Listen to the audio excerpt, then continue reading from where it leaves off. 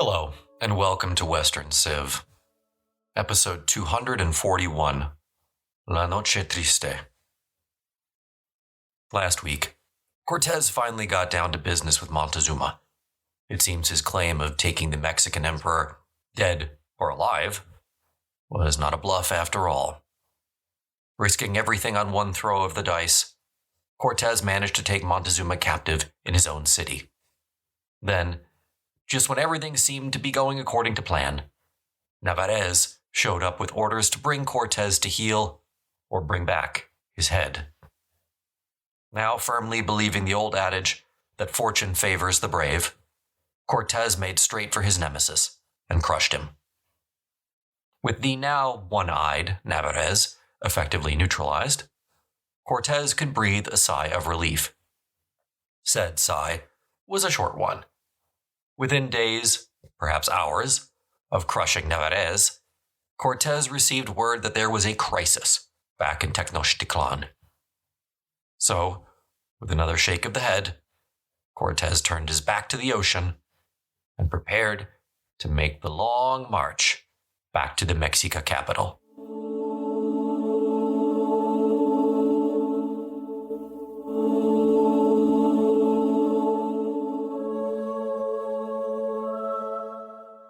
Cortés's initial departure for the coast caused a lot of anxiety in Tenochtitlan.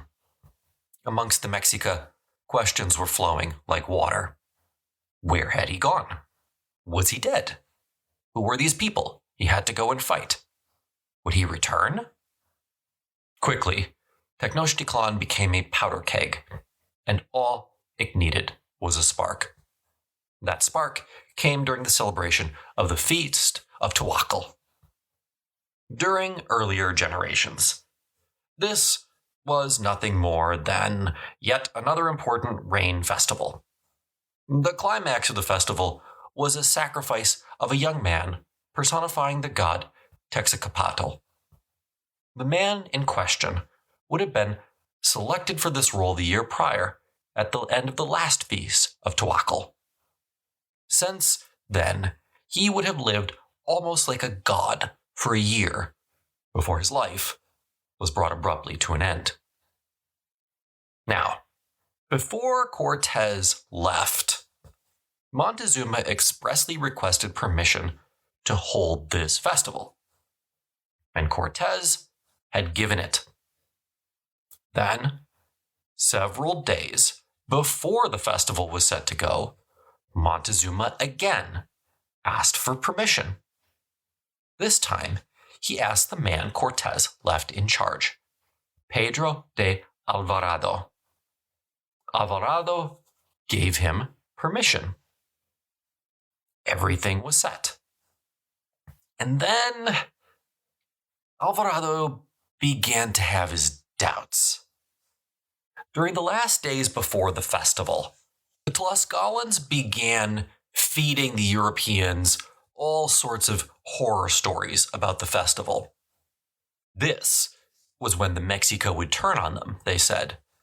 This was when they would all be sacrificed.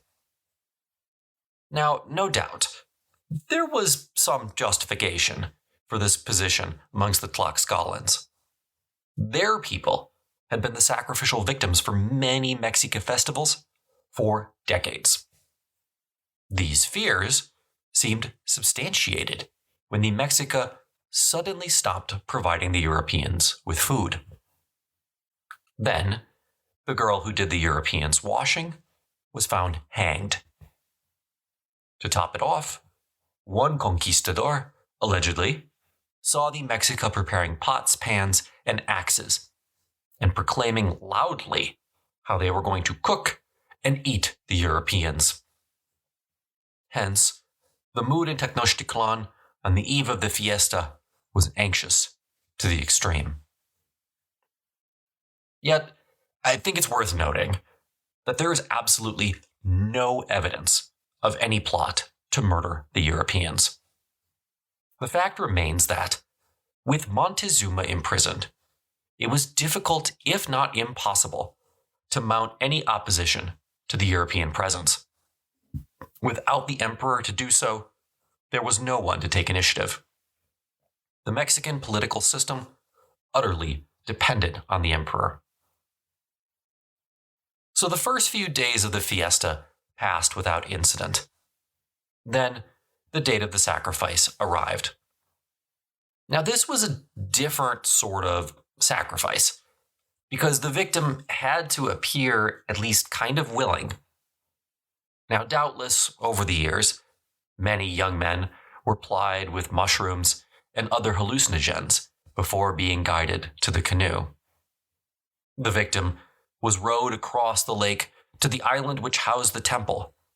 Then they had to walk willingly up the temple steps, turn, face the lake, and finally break a ceremonial flute. The sacrifice followed. Then the new flutes of the god would be heard all over the city, and that was the cue for the dancing to begin.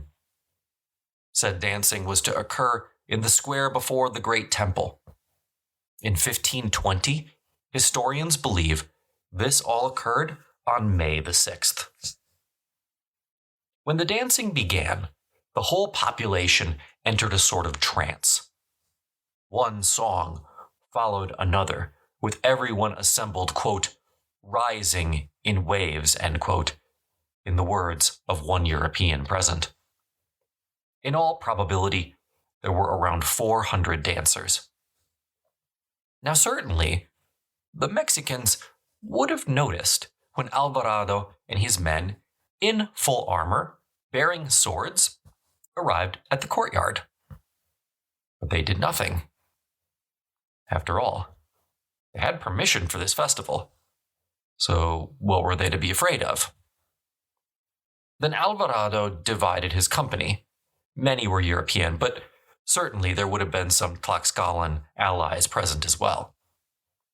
10 Europeans each were set to guard all 4 of the exits from the courtyard. Everything was set. Now, from the outset, in case it's not obvious, I want to note that this was absolutely premeditated. Alvarado left 60 men back with Montezuma and the nobility present in the temple. Those men had instructions to kill all the nobility around Montezuma, but leave the emperor alive. Alvarado went with the balance of his men, with the pure intent of murdering all the nobility taking part in the ceremonial dancing. This was as cold-blooded and meticulously planned as anything Cesare Borgia ever did. When the gates to the temple were closed, Alvarado gave the famous order, quote, "Let them die." His men fell upon the dancers and began dispatching them with ruthless efficiency. After killing the dancers, the Europeans fell upon the spectators. None of them had so much as seen steel swords in action before. None of them were armed. The fighting soon became general in the streets around the temple. Before long, the war drums from atop the various temples began to pound. It was a general call to arms. All males were summoned to the armory. Some Mexican leaders emerged, willing and able to launch a counterattack, Montezuma or no Montezuma. Alvarado had just sparked a full-scale rebellion, and for no reason. So why? Why did he do it? Why did he launch this attack? Well, we don't know. We don't have a precise answer to that question. As I'll get to later, we know what he told Cortés when Cortés returned, that he thought he was about to be attacked, and it was sort of a preemptive strike. And that's probably the only thing that makes any semblance of sense in this situation. Otherwise, with the Mexican emperor in tow, Alvarado had absolutely no reason to risk everything as Cortés had done. The other question is, what did Alvarado know of anything as to what was going on the coast? There's some speculation that perhaps the lack of communication back from Cortés may have led Alvarado to believe that Cortés had been defeated, and the time had come to simply slaughter who he could, get the gold he could, and get out of Dodge. But these are all speculations.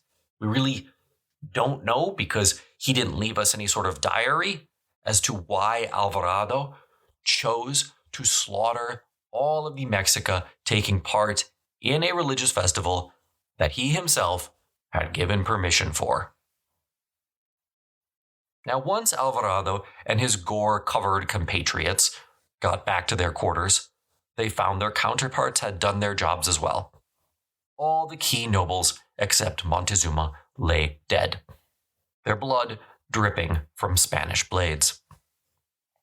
Alvarado, lightly wounded and covered in blood, most of it not his, had the temerity to walk up to Montezuma and say, quote, "See what your people have done to me." Montezuma replied, "Alvarado, if you had not begun it, my men would not have done this. You have ruined yourselves, and me also." He was right. Outside, the Mexican warriors pressed against the walls of the palace. Some tried to climb over the palisade. Others attempted to set fire to the wooden door. The Tlaxcalans showed their loyalty to the Spanish allies by, quote, dampening their own cloaks and placing them over the flames, end quote. The Europeans still had a technological advantage in weaponry, but now the Mexican numbers were just too great. Despite their best efforts, the cannons and crossbows simply could not hold back the tidal wave of Mexican warriors. Sensing he needed to do something, Alvarado strode back to Montezuma. He put a dagger to the emperor's chest and demanded that he go to the roof and order his people to stop the assault. Montezuma did as he was told. From the rooftop, Montezuma shouted down to the throngs below, beseeching them to stop, in his words, a senseless attack. At first, the speech seemed to work. The battle did die down. But for some Mexicans, this was the last straw. Their people had just been killed in cold blood. How could their emperor possibly demand they stop trying to seek justice? Many Mexicans were reluctant to stop fighting. This seemed like their best chance to get rid of the Europeans once and for all. Some sporadic fighting continued for a few days, but no alternative leader arose. No one, at least, who was capable of replacing Montezuma, one of his brothers. No one was willing to do so at this point. That being said, Montezuma never recovered his authority after this. Alvarado had effectively cut off the flower of the Mexican nobility, sure, but whatever his goal, it proved a Pyrrhic victory to say the least. The feast of Tlaxcala was over. Somewhere, the Mexican gods were listening. It was the end of May 1520, and the rains began.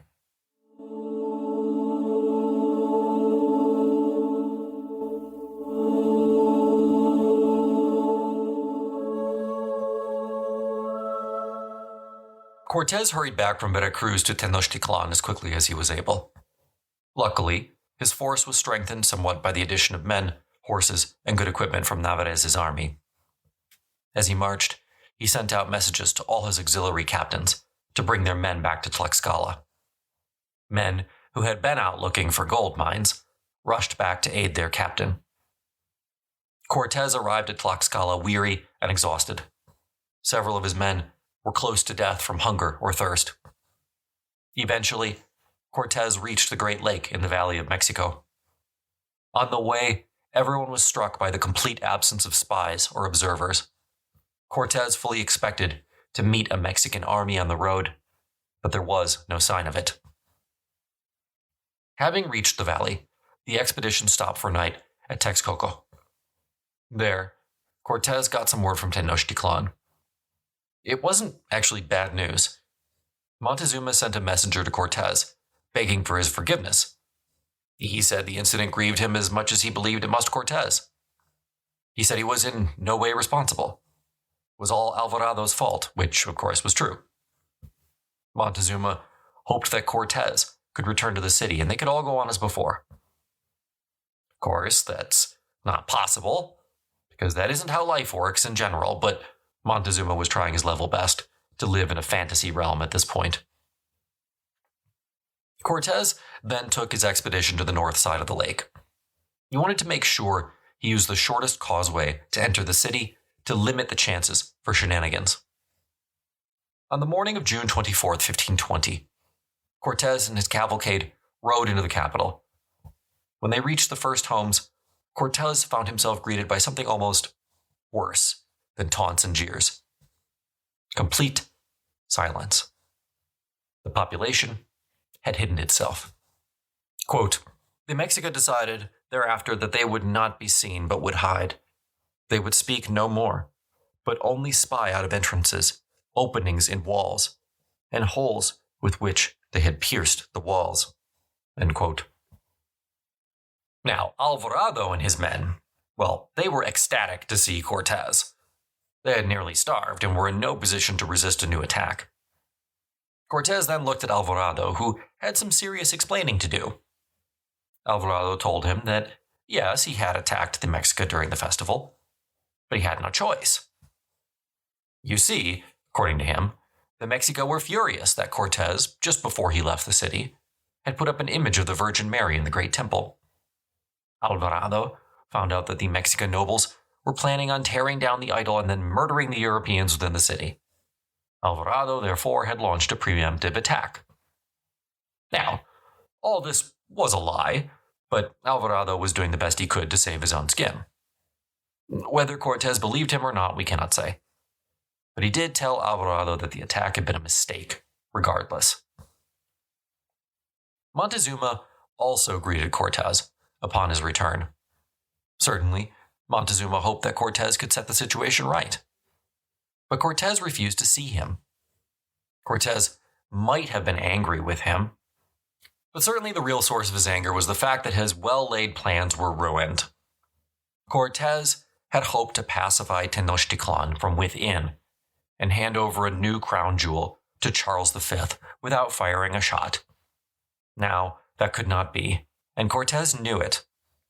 Sure, he had new men and weapons from Navarrete, but the reality was, his situation was worse than it had been in June of 1519. Cortés realized he had to take this one step at a time. First things first, he had to get access to food, which meant he needed the markets opened up. Through Marina, Cortés demanded that Montezuma order the markets reopened. Montezuma said he could not. He said the best thing to be done was to send one of the lords, still with him, to open the markets. Desperate, Cortés agreed and told Montezuma to pick someone. Montezuma picked Tlahuac, his brother. Cortés agreed. Whether there was some tacit understanding between Montezuma and Tlahuac, we may never know.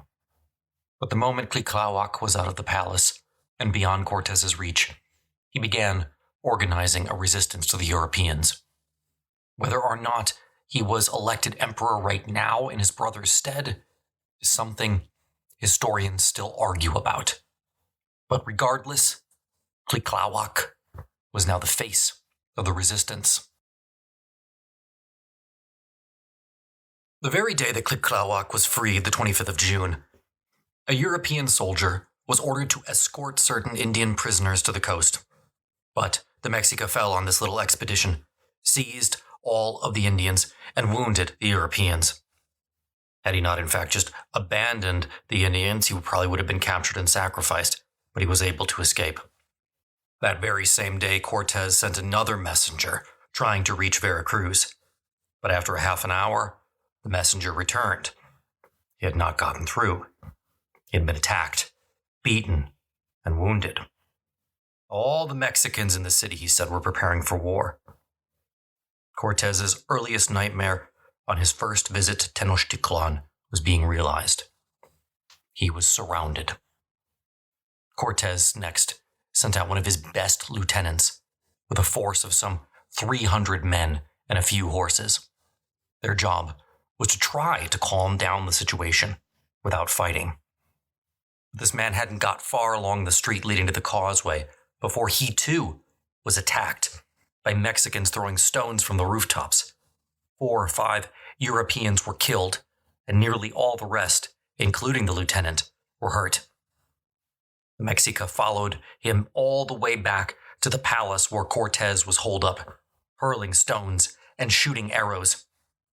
They again set fire to the building, and the smoke and heat presented a serious difficulty until the earth or parts of the roof and the walls were thrown on the flames. At the same time, a breach in the wall was made. The Mexica could have entered this had it not been for the crossbowmen and the arquebusiers posted there.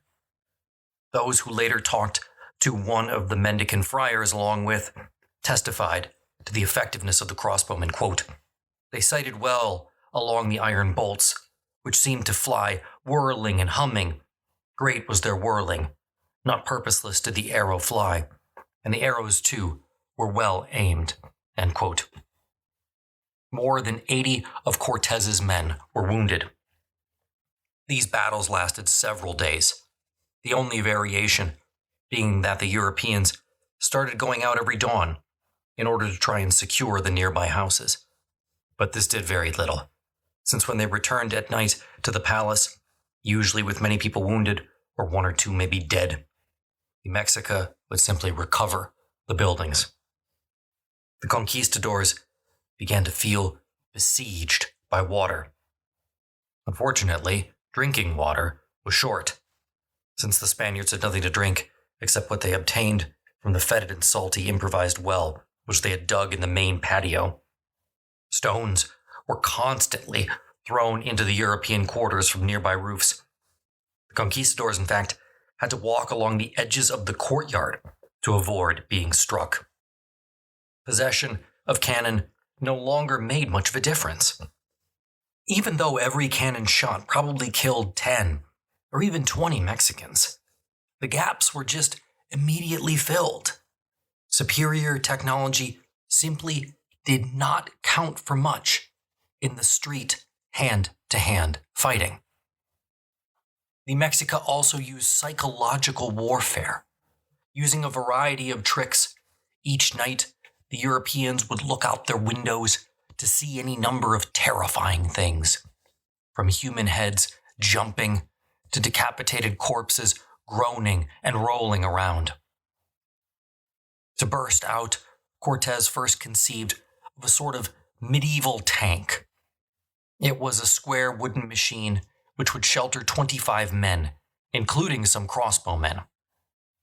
The idea was not to try to escape the city, but to find a way for men to move freely up and down the streets to get food. But before these fine contraptions were put into use, something disastrous happened. Cortés went to Montezuma, and again he asked him to go out and try to calm his people down. At first, Montezuma refused, but Cortés pressed the issue, and ultimately Montezuma agreed. Opinions differ about what happened next.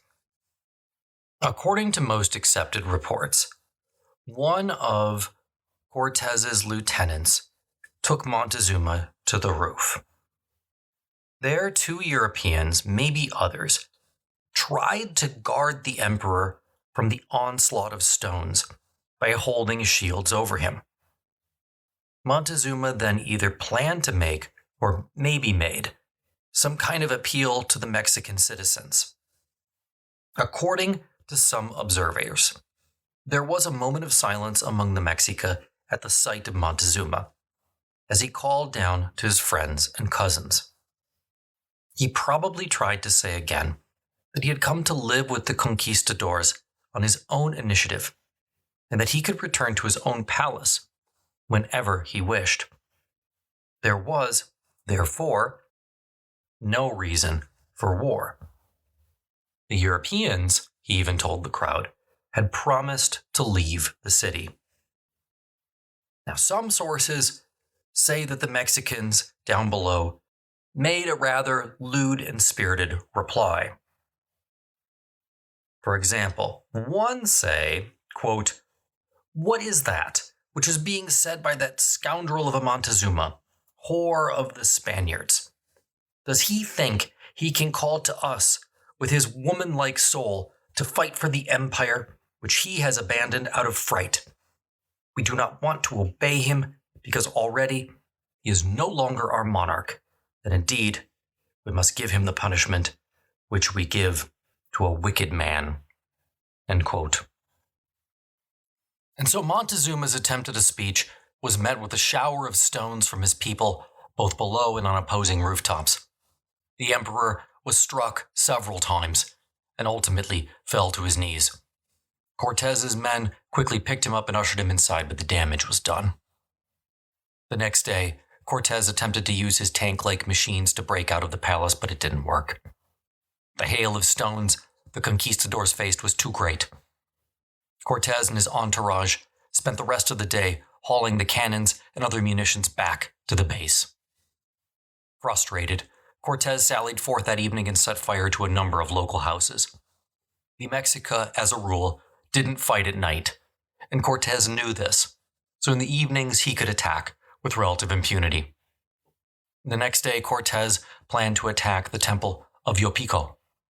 The Mexica had been using the temple as a veritable fortress. Its height made it a convenient place from which to fling stones down upon the Europeans. The Europeans set out for this monument with their siege engines now repaired. Cortés, in his reports, implies that he only had a handful of men, but he probably had at least 40. Along the way, they fought numerous short engagements, with the Mexica throwing stones from the top stories of nearby houses. The Europeans nevertheless reached the foot of the pyramid, by which time their siege engines had been basically destroyed, though the conquistadors were able to get as far as they did, most likely because of them. Cortés then ordered the temple surrounded and stormed. There followed a prolonged battle on the steps. The crossbowmen, the arquebusiers, and then the infantry with their swords generally were able to move up. There were a lot of Mexican warriors there, some with long pikes, with points as sharp, thought Cortés, as those of any lances back in Europe. He and his men, at some cost, in men killed and wounded, made their way upwards. There were several setbacks. Cortés, from his own account at least, fought ceaselessly, even though a wound from the previous day had prevented him from using his left hand. It seems that he actually narrowly escaped on 2 occasions being thrown from the top of the pyramid by several Mexican warriors. At the top of the temple, the conquistadors first threw down the Mexican idols. They then also took 2 high priests prisoner in the hopes that they might be able to use them as negotiators to bring an end to the conflict. At this point, there seems to have been several discussions about the possibility of peace between the Mexicans and Europeans. These fell apart after the Mexican envoys reminded Cortés that even if the Mexica lost 25,000 people for every 1 conquistador, he would still run out of men first. So the fighting continued. On the morning of June 30th, 1520, Montezuma, former emperor of Old Mexico, died. There's an old story that Montezuma insisted he be baptized before he passed. This is certainly false. Cortés never mentions it, and had Montezuma made such protestations, it is inconceivable that Cortés would not have brought them up. There's probably much more to the rumor that Cortés had Montezuma killed. This one might be true, though I cannot confirm it. The reality was Montezuma had clearly lost any usefulness to Cortés. By keeping him alive, all Cortés was doing was requiring himself to spend precious manpower guarding him and his close relatives. Given that Cortés had all the nobles whom had been with Montezuma put to death at this time, there's a strong possibility Montezuma did not die from his wounds. Frankly, it is more than probable that Cortés sort of helped him along. Montezuma was a tragic figure. Early in his life, he's sort of the quintessential Mexica emperor, an inflexible man who made a virtue out of being inflexible. He lost power by just really an unprecedented and unforeseeable act, his kidnapping in November of 1519. There's no way that he could have realized at the time the implications going with Cortés and the other Spaniards had. But that converted him into a passive instrument. And as often happens in these circumstances, he seems to have become enamored of his captors, especially Cortés. This affection made him seen as a coward to his own people. Whether Montezuma actually believed Cortés was a god is something that we'll probably never know. What we can say was that even for the people that he came from, he was exceptionally religious and superstitious, so it's possible. In fact, he certainly seems, at least for a time, to have toyed with the idea of identifying Cortés with this lost lord who vanished to the east, probably Quetzalcoatl. In terms of his submission, he probably did make some kind of concession, most likely as an act of temporary appeasement, to Cortés's demand for him and his lords to accept the supreme authority of Charles V. Not that he had any idea who that was. No doubt he also believed what he had given away under duress could just be gone back on the moment that the occasion demanded. In March 1520, at the time when he requested Cortés leave the country, some of his courage had come back. In the end, after Alvarado's massacre, he could see that no further negotiation was possible for him. He was rejected by his own people, and he had to resign himself to being no more than a puppet for the invaders. It was a sad way for a once proud man to end his life. There was now a growing feeling amongst the Europeans that by hook or by crook, they had to get out of Tenochtitlan. They had very little gunpowder left. Plus, of the nearly 1,000 Tlascalans who had gone with Cortés to the capital, less than 100 remained. Cortés decided to leave the very night Montezuma died, June the 30th. Several captains had already floated the idea that they should escape by night, given the Mexican refusal to fight in the dark. The thing that held the conquistadors back, at least at first, was the treasure. How were they going to get the treasure out? In the end, they decided to place the king's fifth on a mare, while everyone else was allowed to take whatever they could and whatever they wanted. The smelter of the expedition later told officials that the Europeans took 134,000 pesos worth of gold. Cortés later said he took 75,000 of his own. The conquistadors' retreat began quietly at midnight on the 1st of July, 1520, in a mist or light rain with no one speaking. One captain carried a portable wooden bridge made of beams and planks, which was placed over the causeway to allow them to exit. It was laid across the first gaps in the causeway on the edge of the city. Most of the expedition had crossed the first 4 bridges, all those within the confines of the city, and were about to begin to cross the lake, when a woman going out to get water saw them. This woman allegedly called out, quote, "Mexica, come quickly, our enemies are leaving. Now that it is night, they are running away as fugitives." In reply, a few minutes later, a man, probably a priest, shouted from a nearby temple, quote, "Mexican chiefs, your enemies are leaving. Run to your canoes of war," end quote. None of the Mexicans seemed to have thought the conquistadors would try to leave by night. But now, the drum of war on the top of the Great Pyramid was sounded. The male population of Tenochtitlan, roused from sleep, ran to take their canoes to the main waterway. Quote, "The canoes of war sped like arrows, the paddlers paddling fast and placing themselves in order," end quote. They fired so many arrows, it was as if, according to one conquistador, quote, "a lobster had reached its breeding ground," end quote. The Mexica were organized against the Europeans. In the confusion of a night attack, and perhaps in their anger, they seem to have ignored the ancient tactic of seeking to capture, not kill. This time, they were out for blood. All the sources indicate that though some Europeans were captured, many Europeans were simply killed in the fighting, usually by being hit on the back of the head. The same way, interestingly, that criminals were killed in Mexican society. Despite these attacks, the vanguard of the European column, as well as Cortés and his companions in the second section of the retreat, managed to reach the mainland. All had to swim across the last 2 channels, which had been opened up in the causeway. The entire causeway at that point was under attack by too many canoes to count. All the bridges were up. All the escape planks were broken. Half the European force was floundering in the water. It was a complete disaster. The cannon, many of the horses, and nearly all the gold was lost. The mare bearing the royal fifth disappeared, never to be seen again. The main disaster occurred at a point called the Toltec Canal, quote, the bridge of the massacre, end quote, as it was later described by a Franciscan. This was the second cut in the causeway after leaving the city. The only way at the moment to get over was to actually staunch the causeway with the bodies of the dead, which were able to fill the breach. The Europeans, their, quote, horses, some women dropped there. The canal was completely filled with them, and those who came last crossed over only on men, only on bodies, end quote. Of course, in circumstances like this, things like horses, crossbows, cannons were useless.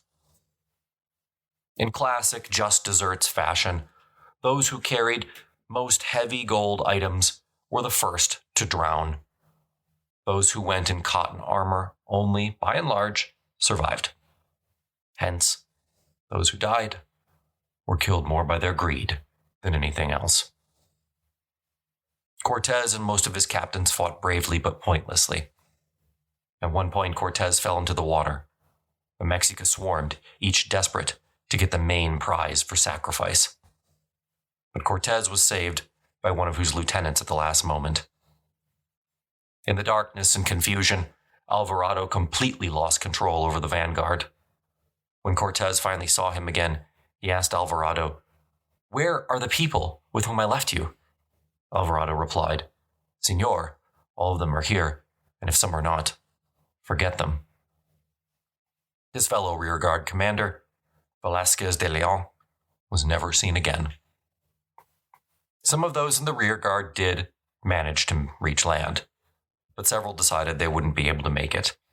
So they turned around and retreated to their old quarters. There they held out for a day or two before capitulating. About 270 Europeans hadn't even been told they were supposed to evacuate, and they never left their quarters in the first place. They too capitulated. All were sacrificed. Total numbers lost vary depending on who you ask. The most reliable estimate is around 600 Europeans, about half the total expedition. Cortés was crushed. Forever after, that night would be referred to in Spanish lore as La Noche Triste, or the Night of Sadness. Across the Atlantic, no one knew about the disaster. They would not for months. There, the scene was a bit different. At that very moment, midsummer 1520, a magnificent tapestry depicting the Wheel of Fortune in a series of honors was begun woven in Brussels to commemorate the forthcoming coronation of Emperor Charles V. The goddess Fortune, eyes blindfolded, rides across the heavens on a charger, scattering roses with her right hand and throwing stones with her left. Below her is her famous wheel, propelled by a servant. Above are the attributes of empire: crown, sword, scepter. To her right, that is, among the fortunate, are Julius Caesar, the popular hero of the day, being depicted rowing to shore. He is dressed, oddly, and maybe ironically, as Cortés would have been dressed. And he is praying. If you enjoyed the episode, there's a lot more content on the website. Got the link in the show notes. Also links below to teaching materials, as well as ad-free versions of the show, and a link to Western Civ 2.0, the reboot that's really starting to take off now.